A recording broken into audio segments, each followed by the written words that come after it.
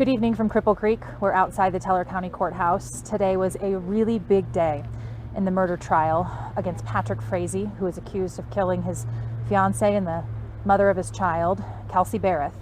For those of you who've been following along for several days, or even this past year with this case, you knew that today's testimony could be a big one. Today we heard from Crystal Lee. She's the woman from Idaho who pleaded guilty to tampering with evidence in this case. And prosecutors have said she also had a relationship with Patrick Frazee, and he convinced her to come to Colorado and clean up the crime scene. And we knew that there was a lot more to learn about Crystal's background and some of the things that she said happened when she was here. And today we finally got an opportunity to hear some of that from Crystal herself. So the first thing I want to address, because there's a lot to unpack today, is we've called her in the past Crystal Lee Kenny and Crystal Lee. Lee and Kenny, these are married name, maiden names for Crystal. And I want to tell you, we're going to go with Crystal Lee because that's how the prosecution is referring to her in court. And I just want to try to stay consistent. So if you're having a hard time following along, that's our reason for why we're calling her Crystal Lee. Second thing I want to say today is that Crystal testified from about 1 o'clock this afternoon until 5 o'clock. 4 hours of testimony, and there's a lot of really difficult things covered in that. So bear with me. It's a lot to cover, and I'm going to do my best to kind of go through it piece by piece.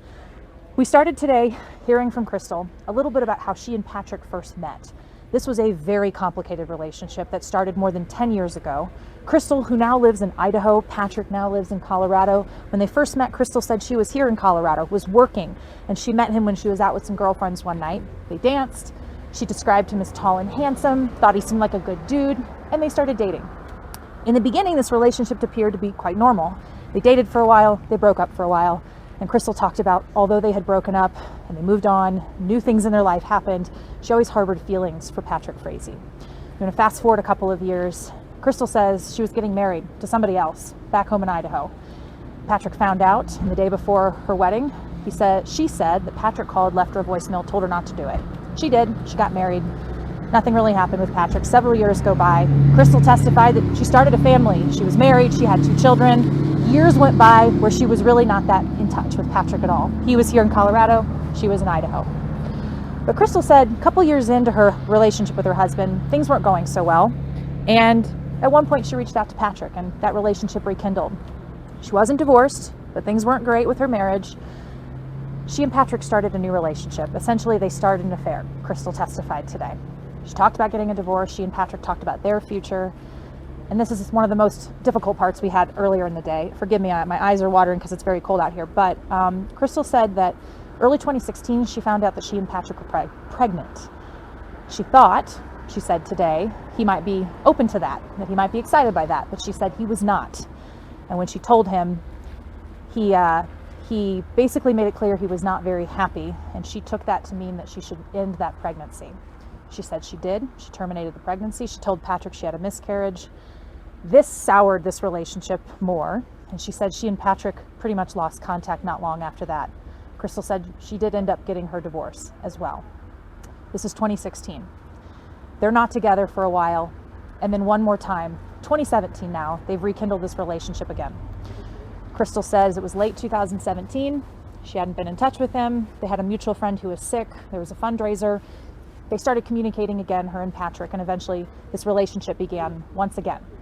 What Crystal did not know at the time, she testified today, is that Patrick was also seeing somebody else in late 2017 and had a baby in late 2017. This was Kelsey Berreth and the baby that he and Kelsey had together.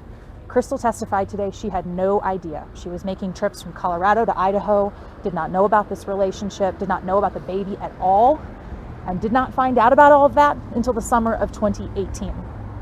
In fact, she said the person who told her was not Patrick. She found out from another friend that Patrick had a child. This came up kind of in a strange way. She bought some baby clothes on one of her trips to Colorado and some gifts for Patrick and gave it to him. And she said it was not well received. He did not want to talk about it. And it was just kind of an awkward thing they didn't really discuss. We're in the summertime, right, Allie? I'm getting my timelines right here. Yep. Sometimes you guys know who have been following along. My colleague Allie, who sits in court with me and works on all of our digital presentation for this case, our web stories, a lot of our tweets. She's in court with me, and she's right off the side here. We like to bounce our notes off each other, make sure we're hearing everything straight. Summer 2018, Crystal finds out about Patrick's girlfriend, Kelsey, the baby. She says that Patrick starts telling her that this woman, Kelsey, is not a good mother and that she was abusing this baby, and that he was very concerned for his daughter's health and safety. And Crystal talked a lot about how Patrick kept feeding this information to her, getting her increasingly more worried. Crystal said she never met Kelsey. She didn't know if any of this was true. She had no reason not to believe Patrick, so she started to grow concerned as well for the baby and for Patrick and for this whole scenario. She said that conversation eventually changed over to Patrick wanting to get rid of Kelsey to fix this problem, which eventually moved into he wanted to kill Kelsey, and started talking to Crystal about how she might be able to help him. We know Patrick, in addition to being charged with murder, is charged with solicitation for murder, 3 counts of that, which we now understand to be the 3 attempts that he solicits Crystal, allegedly, to commit this crime instead of him. One of those times, he told Crystal to poison Kelsey's coffee. Crystal's a nurse. Crystal knows what happens when you mix the wrong kinds of medications or give somebody too much medication. And he was kind of encouraging her to maybe put something in Kelsey's coffee and give it to her. Crystal said she went so far to taking a coffee to Kelsey but never put anything into it. She said she never wanted to kill her. She just kind of wanted to get a good look at Crystal wanted to get a good look at Kelsey, find out if she really was this terrible mother that Patrick was making her out to be. Crystal said she couldn't get much of a read on Kelsey when she met her. Kelsey had no idea who this woman was. She talked about 2 other times that Patrick wanted her, Crystal, to go to Kelsey's house and kill her, and she just said she couldn't do it. Said she was not made for that. She didn't want to do this. She was very concerned about this baby and was starting to realize how deep she was getting into this and was getting scared for her own safety. Crystal said that she got the idea from Patrick that she could be in danger, that Patrick would say things to her about having people out watching what's going on and people watching her. And she realized she's getting in really deep in this. She was worried that somebody was watching to see if she would follow through on these attempts, if she's showing up to the house when she said she would. The next part of Crystal's testimony today really focused on the very specific week of the alleged crime. Crystal has been making trips back and forth to Colorado. She's not following through on this. She's really hoping that Patrick will forget about this whole plan and everything will go back to normal. She's worried about her involvement. She says on Thanksgiving Day, 2018, she gets a call from Patrick. He's been very upset to this point that Crystal has not killed Kelsey herself. He calls her that day and says, "You need to come to Colorado. You have a mess to clean up." Crystal testified today. She didn't quite know what that meant, but she had a bad feeling that might mean something bad had happened. So she does come to Colorado. She goes with Patrick's instruction and the keys to Kelsey's house. She goes to Kelsey's house where she understood it's her job to clean up this crime. And she talks about today in court opening up the door of Kelsey's condo and seeing blood everywhere. She struggled a little bit with this testimony, and it was tough to listen to be honest, for those of us who were sitting in the courtroom. She's describing blood all over the condo, on the floor, on the walls, on items, on baby items. And she spends a lot of time going through the process of cleaning all of this, realizing what would happen maybe if she called police now, what kind of position that puts her in, still very concerned for her own safety. Again, I'm just reiterating what Crystal is saying. I'm not interpreting her feelings. I'm telling you what she's telling us in the courtroom today. There's a lot of items she said she couldn't clean, so she put them in a garbage bag and then she took them with her. And then she goes and has a couple of stops next. Now this is important for those of you who are following along. This testimony is coming at about 4 o'clock today. I had to step outside of court because I am bringing you television reports at 4 and 5. My colleague Allie was still in court and continued taking notes. So from now I'm going to refer to her notes because I want to make sure you're hearing from somebody who is in court at that moment, and I had to step out. So I'm going to pull up her notes here. Of course, it's password protected. Give me 1 second. Will you go ahead and pop these open? Thank you, Allie. Allie you guys got to read Allie's story that she published today on this, which is super comprehensive, includes quotes from Crystal when she was in court today. And I believe you've already published that, haven't you?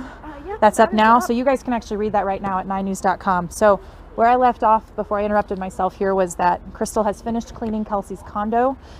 And she testified in court today that she left to go to Sonic, get some food for herself, Patrick, and the baby. Patrick has the baby at this point. She goes out to Patrick's house and he talks to her about what he did. She said that Patrick told her what he did and the crime that he committed, that he put the sweater over Kelsey's eyes and had her sniff candles or pretend to sniff candles, try to guess the scent, and that's when he beat her in the back of the head with a baseball bat. And that was how he killed her in her home. Crystal said that Patrick told her that he washed his shirt and his pants at Kelsey's apartment. And then she goes out to his house. I'm just trying to make sure I'm on the right page here. Investigators have told us that they believe Patrick put Kelsey's body in a tote, like a big black box, and then for a time being stored it in a ranch, like in a barn up on some hay. So when Crystal gets to town and cleans up and she meets Patrick at the property, she says he has this tote, and she never looks inside, but she understands that Kelsey is inside. And then she says Patrick lights that tote on fire and lets it burn. She had said that she never saw Kelsey, but she understands Kelsey was in that tote. She said that she had Kelsey's purse, Kelsey's gun, and Kelsey's phone. Crystal says she burned Kelsey's purse and her phone later when she went back to her house in Idaho. And we know from previous court hearings that Crystal testified that she also took Kelsey's phone and ditched that somewhere along the way up to Idaho.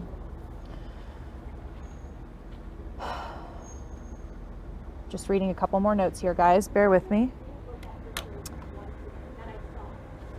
There's some conversation in court after that about kind of her and Patrick's communication after all of this. They had decided, she testified they had decided on a code word, breeding horses, correct, Allie? Yes. And that would be when they would be talking about the crime, but trying not to talk about the crime, was their kind of internal communication.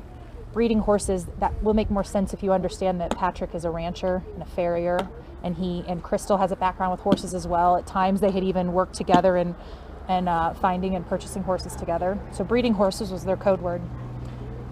I just want to share with you one last thing before we end this, and it's a tough one to hear, so just bear with me. But when Crystal was testifying today, a question the prosecution asked her was, when Patrick told you what all happened, did he tell you what excuse me, let me start that again so it's clear. When Crystal was testifying today, the prosecution asked her, as Patrick was telling you what happened to Kelsey, did he ever tell you what Kelsey's last words were? And Crystal said in court today that Kelsey's last words, according to Patrick, were, "Please stop." So with that, and a very difficult note to end on, was the 4 hours of testimony we heard in court today from Crystal. So just to recap, a very complicated relationship and history with her and Patrick. She talked a lot about working out of care for this man and concern for his daughter, and then later concern for her own safety. And very much feeling like once she got into this, she was in very deep and wasn't sure what her alternatives were for her own health, her own safety, and was worried that if it wasn't Kelsey, it could be her, or that she could be next once she realized what happened to Kelsey. So the next step of this process is the defense will get an opportunity to cross-examine Crystal. That didn't happen today. We ended today as the prosecution was talking to her. Then the defense will get a chance to ask her questions now too. This will be interesting because there's been a lot of conversation about whether Crystal is a credible witness. Obviously, the prosecution really needs her information. That has helped them so much with prosecuting this crime. But at the same time, Crystal didn't immediately cooperate with police. She lied to them in the past. And some people might wonder, will she lie again in the future? So there's a lot of questions about how will this jury believe her? Will they believe her? Maybe they will believe her. And the defense, we expect, will probably pinpoint that a little bit. In their opening statements, they talked about that. How believable is this person and her testimony? So that was a very busy day in court today. I believe that's the breakdown of everything we heard.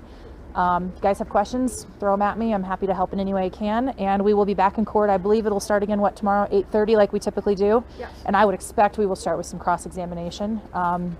And like I said, take some time and read Allison's story on this tonight, because you're going to see some more quotes, some things that were said in court that I think will help better really explain and fill out some of the details in this story. There's a lot more than I can say in a quick little Facebook Live to you guys. But we appreciate you, as always, hanging out with us and following along with this case. Have a wonderful evening. Take care.